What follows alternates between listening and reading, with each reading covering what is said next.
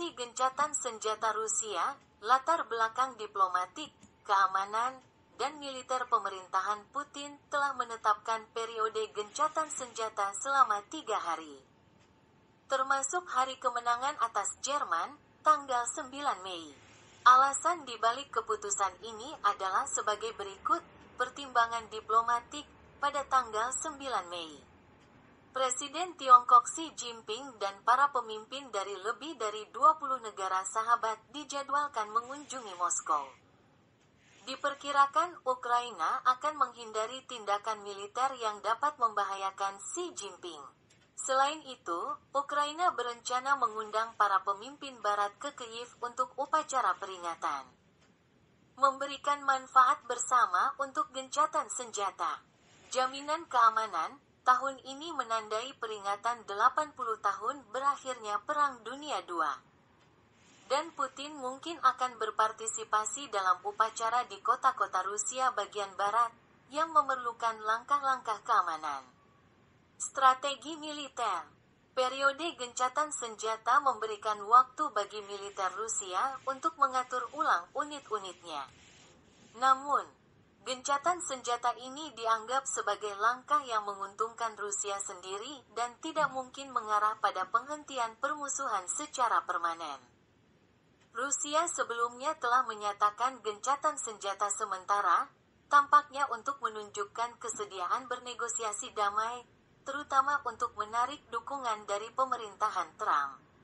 Sementara itu, serangan rudal di Kyiv telah membuat Trump menyatakan ketidakpercayaan terhadap niat Putin untuk mengakhiri perang.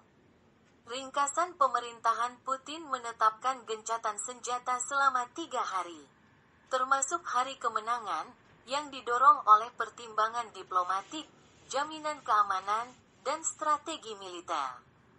Namun, langkah ini dianggap sebagai tindakan yang menguntungkan Rusia sendiri dan tidak mungkin menghasilkan perdamaian permanen.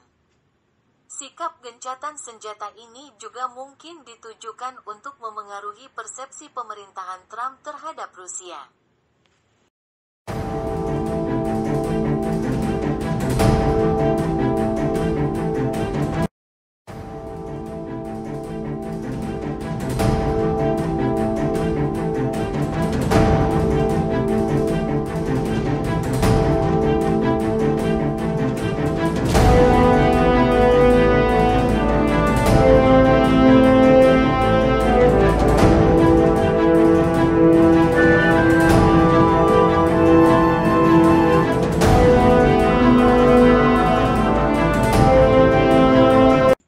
Deklarasi gencatan senjata Rusia, latar belakang diplomatik, keamanan, dan militer pemerintahan Putin telah menetapkan periode gencatan senjata selama 3 hari.